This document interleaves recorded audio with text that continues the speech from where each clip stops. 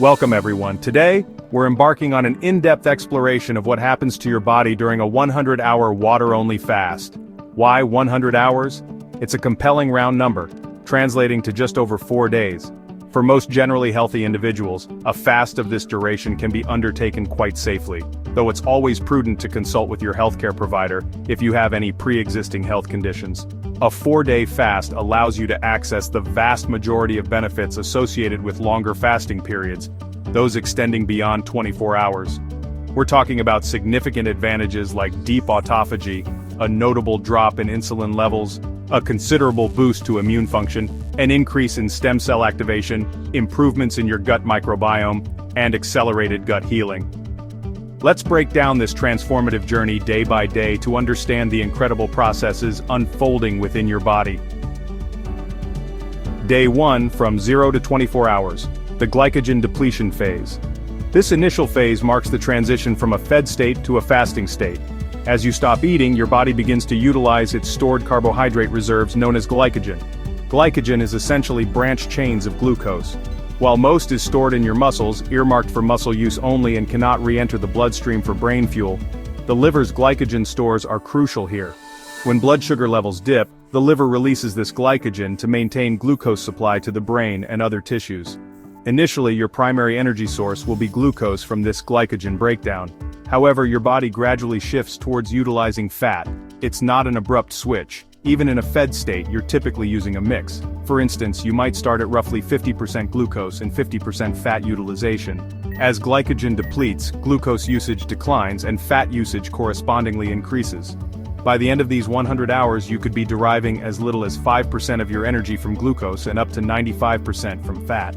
Hormonally, 3 key players change significantly. Glucagon rises to stimulate the breakdown of liver glycogen into glucose.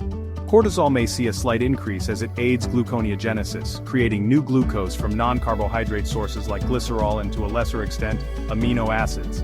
Insulin drops dramatically. Insulin's role is to move glucose out of the bloodstream. With no incoming carbohydrates, baseline glucose levels fall, and insulin sensitivity improves, meaning less insulin is needed.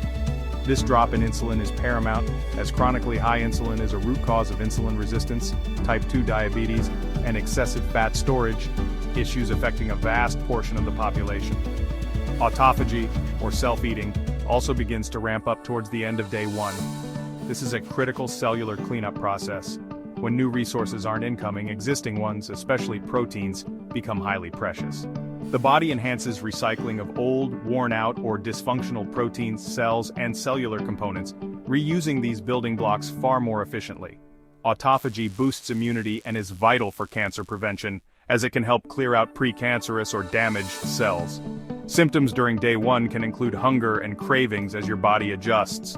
Some initial fatigue is common as metabolic pathways shift. You might also experience lightheadedness, mood swings, or headaches. Strategies to minimize these will be discussed later. Day 2, from 24 to 48 hours, the Ketosis Phase. Ketosis, which began subtly on day 1, now truly accelerates. With most liver glycogen depleted, your body becomes much more reliant on fat for fuel, using it for 90 to 95% of its energy needs. The brain, which primarily uses glucose in a fed state, starts to utilize a mix of glucose and ketones, with the ketone proportion increasing as the fast progresses. Hormonally, insulin continues its descent. A significant development is the dramatic rise in human growth hormone, or HGH. Over the 100-hour fast, HGH can increase by 300 to 500%. HGH is crucial for burning fat for energy and, importantly, for preserving muscle mass. You don't want to lose muscle during a fast.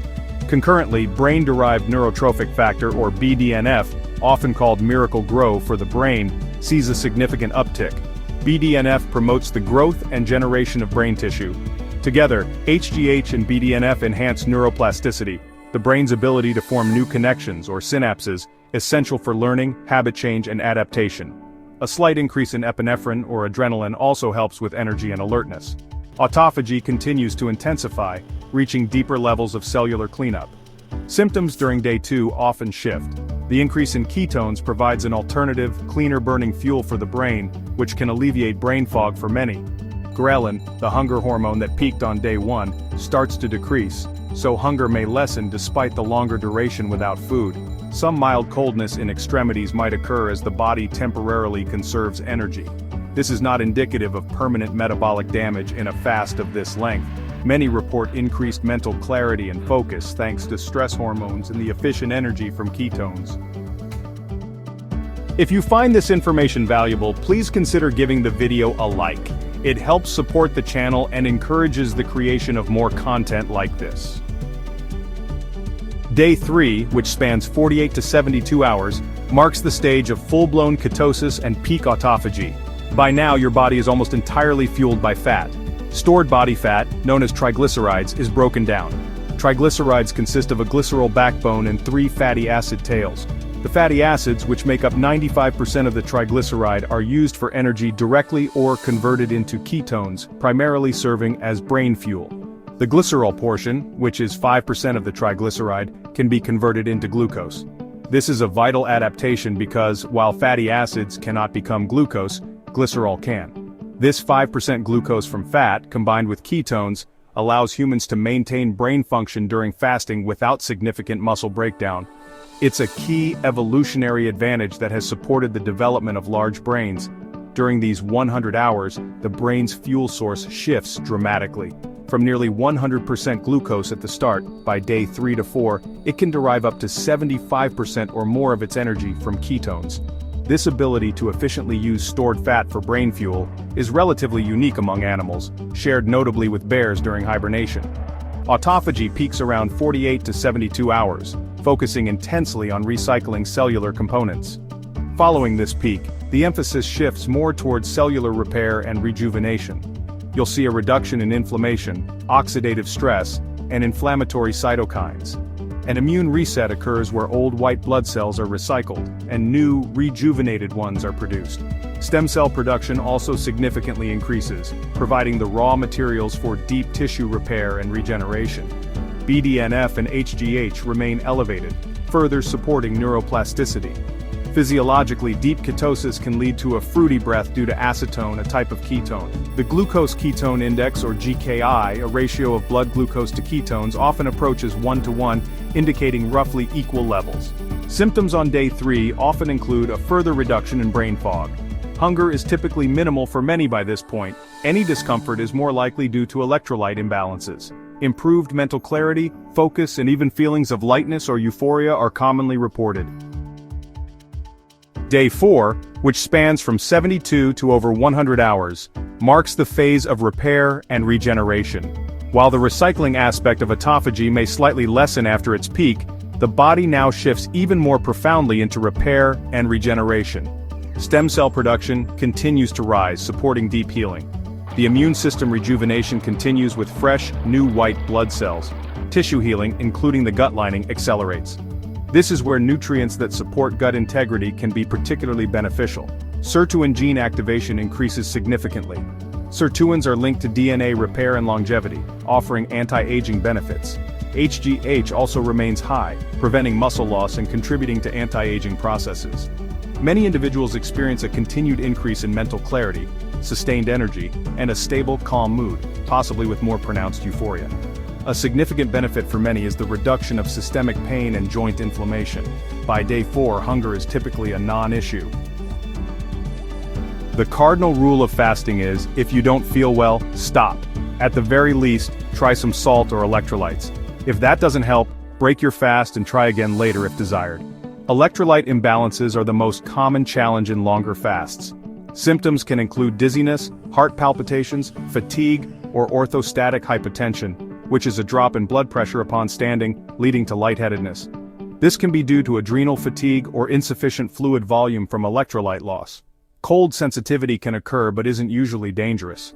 Muscle breakdown is minimal in fasts up to 100 hours for most people, thanks to HGH and ketone utilization. However, if you are already very lean, your body might turn to muscle for fuel sooner. If thin, fasting up to 100 hours is generally safe, but longer fasts might pose a risk. Repeating shorter fasts, like 100 hours every few months, can be a safer strategy for lean individuals seeking continued benefits. 2 key strategies can vastly improve your fasting experience. First, get fat adapted. If your body is already efficient at burning fat, the transition into a fasting state will be much smoother. Eating a low-carbohydrate diet like under 30 to 50 grams of net carbs daily for 3 to 4 days before starting your fast can achieve this. Your glycogen stores will be used more efficiently and last longer, yet you'll still enter ketosis faster because your body is primed for fat burning. Second, supplement with electrolytes. This is crucial for fasts over 24 hours. Key electrolytes are sodium from salt, potassium, magnesium, and calcium. During fasting, sodium is often the first to be depleted.